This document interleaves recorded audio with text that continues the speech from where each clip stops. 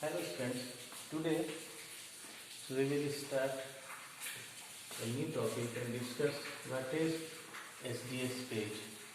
SDS page, the full form is sodium rhodocyl sulfate polyacrylamide gel electrophoresis. SDS page is a technique, a type of gel electrophoresis used for the separation of protein. By separation of protein, it is used for qualitative analysis of protein as well as the quantitative analysis of protein. That means what type of protein is present and how much that protein is present in a particular solution. That is the qualitative analysis and quantitative analysis. This is done by separation of protein by the method of gel electrophoresis, and the type of gel used is polyacrylamide. So this is a type of gel electrophoresis for the separation of protein for qualitative and quantitative analysis of protein. And during the electrophoresis, the separation of protein molecules takes place according to the molecular mass of the protein. Different protein have different molecular mass, and they move according to their molecular mass leads to their separation. So what are the reagents, what are the requirements of SDS page? We will discuss one by one. That is beta-maltodextrinol, sodium rhodocyl sulfate, bromophenol blue, glycerol or sucrose, glycine, HCl, gel. That is polyacrylamide gel. And what is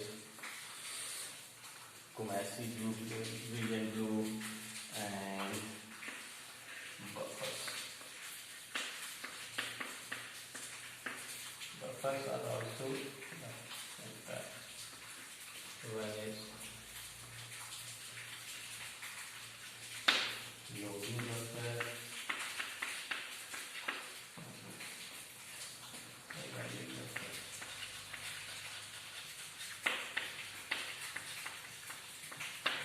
and also used is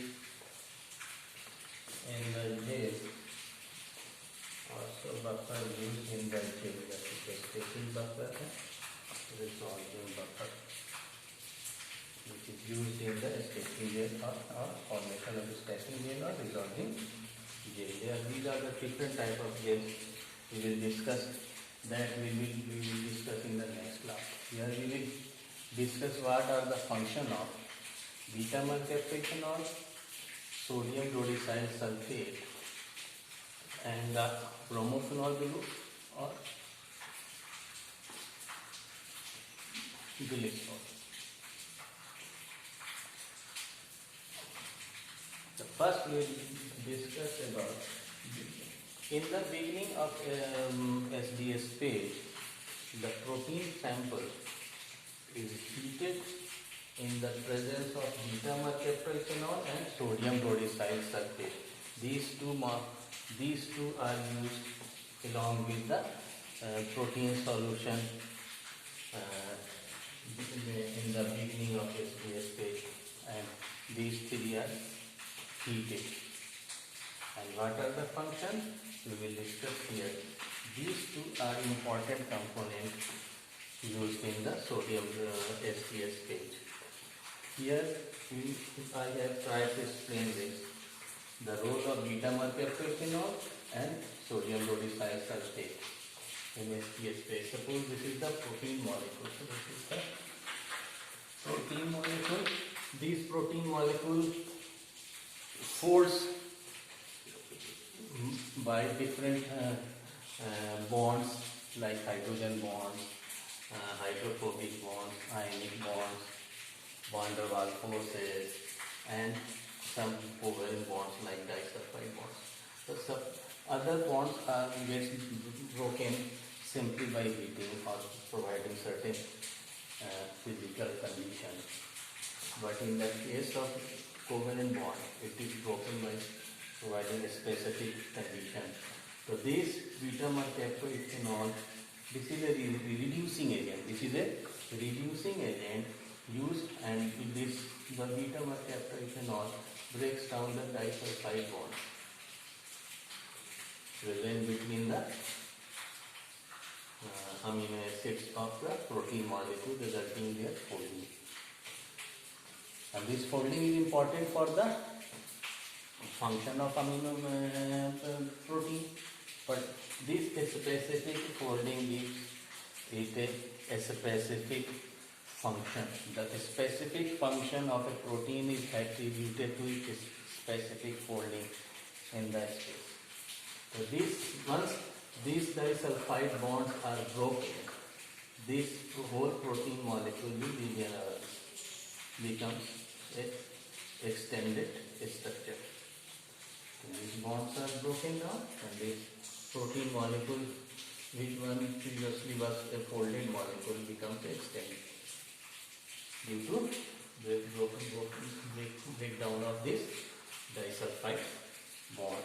So this is the function of beta-mercaptoethanol. It breaks the disulfide bonds present between the amino acid residues of the protein, resulting in the unfolding of denaturation of the protein. The process is known as denaturation. The unfolding of protein causes the results in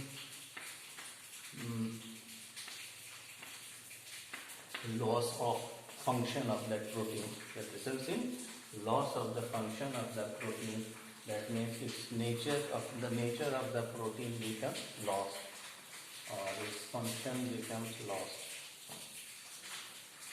or its function gets lost. So the function of beta-mercaptoethanol. This is the function of beta-mercaptoethanol, and once it is extended, the role of SDS comes. This SDS, because this SDS, sodium dodecyl sulfate, is negatively charged, it binds to this SDS binds to the amino acids of a residue of the protein. Because it is a negatively charged, it provides negative charge to the protein, denatured protein molecule. That means that these are the negatively charged sodium dodecyl sulfate attached to the amino acid residues of the protein molecule. That means that amino acid residues becomes negatively charged, and the whole protein also becomes negatively charged. So this negatively charged molecule, once electrophoresis is on, this negatively charged protein will move in the electrical field towards the positive charge or towards the anode. So one of the function is giving a charge, providing charge to the protein molecule, and in that case, the attachment of SDS or development of charge, magnitude of the charge developed on that protein depends upon the number of amino acid residue present in that protein or the size of the protein, because the size of the protein is determined by the number of amino acids present in that protein. That means more is the number of protein, number of amino acids residue in the protein. That means more is the size of the protein. That means more will be the number of SDS bound to this protein. That means the number of bound SDS will also increase. That means the number of SDS, binding of number of SDS increase. That means the charge on the protein also increases, because one SDS molecule generally binds with 2 amino acids. That means if there are 4 amino acids, then with 2 SDS will bind. If there are 6 amino acid residues, suppose there are 6 amino acid residues in that molecule, then 3 SDS molecule will bound. If it is 100, then 50 SDS molecule will bound to this. That means the number, more is the number of amino acids residue in the protein or greater is the size of the protein, more SDS will bind to the protein molecule or greater will be the magnitude of the charge on that protein. That means the charge will increase as the size will increase. As the size increases, the charge increases. And the separation occurs according to the molecular mass of the charge on the protein, because the size is directly proportional to the charge. Because generally one SDS molecule binds to amino acid residue present in the protein. That is the second function. First function of the SDS. The second function is the SDS prevents the refolding or folding of the protein molecule back to its disposition, because this negatively charged SDS repulse each other and prevents their folding, because during the folding these negatively charged SDS will come nearer to each other, and this repulsion will prevent that two SDS to come close to each other, and in other words prevents the folding of the protein molecule. So this is the function of SDS. One function is the giving negative charge to the protein molecule so that it can move during the electrophoresis, and second one, it prevents the folding of the protein molecule back to its original position due to the repulsive effect of the SDS molecule attached to the amino acid residue of the protein molecules. So this is the function of SDS and beta mercaptoethanol. These molecules, these unfolding also helps in the smooth movement of the protein molecule during the electrophoresis, because a narrower protein molecule will move more smoothly in the gel than a folded protein molecule. Because it becomes broader, it becomes more narrower or linear, thinner as compared to this. So these are the two function of SDS page, and this is the function of beta mercaptoethanol. It breaks the disulfide bonds, resulting in the denaturation of the protein, converting into a linear structure, and SDS provides negatively charged for the movement during the electrophoresis, and also prevents the folding by the negative charge.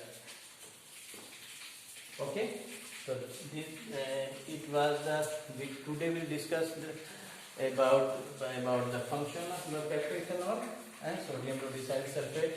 In the next class, we will discuss what are the function of this glycine, glycerol, bromophenol group, stacking gel, resolving gel, Kumasi group, and the buffers. Thank you very much.